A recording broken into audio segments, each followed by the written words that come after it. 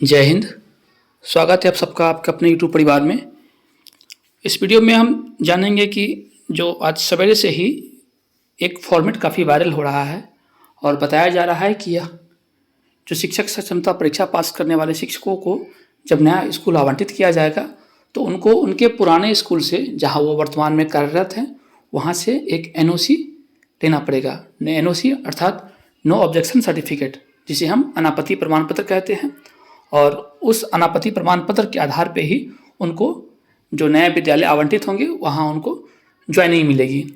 बिना अनापत्ति प्रमाण पत्र के वो वहाँ ज्वाइन नहीं कर पाएंगे।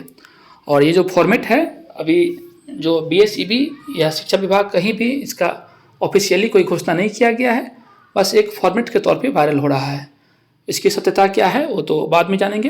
वैसे भी किसी भी जब आप एग्ज़ाम में भाग लेते हैं और आपका जब सिलेक्शन होता है तो अगर आप कहीं पहले से कार्यरत हैं तो वहाँ से आपको अनापत्ति प्रमाण पत्र देना पड़ता है कि हाँ मेरा वहाँ का जो भी मेरा रिकॉर्ड था वहाँ से क्लियर है, मेरा कोई भी वहाँ पे पेंडेंसी मेरा नहीं है और ना ही मेरे ऊपर कोई कार्रवाई है। यदि है भी तो उस पर मेंशन किया जाता है कि हाँ मेरे विरुद्ध ये कार्रवाई चल रही थी या चल रही है, जो विचाराधीन है या उस पर रिजल्ट हो चुका है।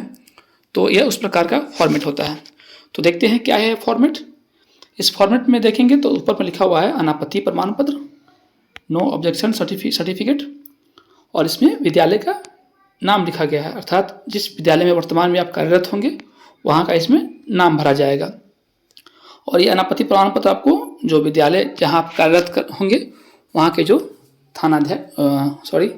जो प्रधानाध्यापक है, प्रिंसिपल, उनके द्वारा दिया जाएगा। और यदि आप खुद ही वहाँ के प्रिंसिपल हैं तो आपसे जो नीचे के होंगे वो आपको ये प्रमाण पत्र दे सकेंगे। तो वहाँ पहले विद्यालय का नाम दिया जाएगा और प्रमाण पत्र संख्या दिया जाएगा। और ये संख्या आपको जो स्कूल का ही कोई सीरियल नंबर होगा वो आपको दे दिया जाएगा। और आगे लिखा रहेगा कि प्रमाणित किया जाता है कि श्री, अर्थात यहाँ आपका नाम भरा जाएगा, फलना कुमार या जो भी आपका नाम हो।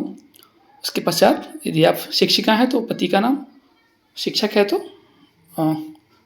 पिता का नाम, या शिक्षिका भी है उनका भी पिता या पति का नाम कोई भी हो सकता है।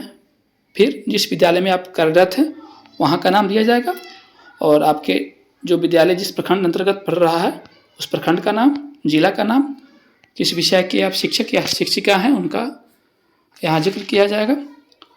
पद किस होगी कि किस पद पे थे, 6 to 8, 1 to 5 या अन्य भी जो कक्षा है वहाँ, और किस तिथि से आप वहाँ पे कार्यरत थे उनका यहाँ पूरे ब्यौरा भरा जाएगा।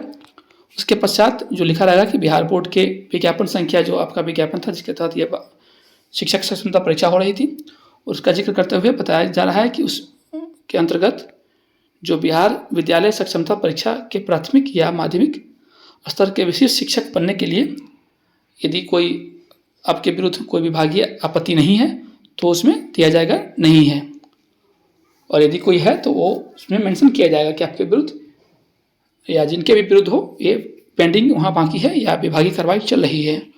और लास्ट में ये तो जनरली लिखा आता है कि आपके जो भविष्य है वो उज्जवल रहे, और जो प्रधानाध्यापक जो कि ये निर्गत कर रहे होंगे उनका यहाँ हस्ताक्षर होगा, तिथि होगा तथा उनका उसी स्कूल का मोहर लगेगा यहाँ पे। और उसके पश्चात जो सचिव होंगे उनका हस्ताक्षर किया जाएगा। मुख्य रूप से ये प्रमाण पत्र जो प्रधानाध्यापक हैं उनके द्वारा निर्गत किया जाएगा। तो ये है फॉर्मेट। यह फॉर्मेट तो जनरली यही होता ही है, कहीं भी आप चाहेंगे तो इसी प्रकार का फॉर्मेट मिलता है, लेकिन ये ऑफिशियली फॉर्मेट मुझे नहीं लगता है कि ये है, वो संभवतः रिजल्ट जारी होने के पश्चात ही जारी किए जाएंगे। तो ये था अपडेट, सोचा कि आप लोगों को शेयर कर दूँ। धन्यवाद। इसी प्रकार के इसी अपडेट के लिए चैनल को सब्सक्राइब करेंगे। धन्यवाद। शुभ दिन।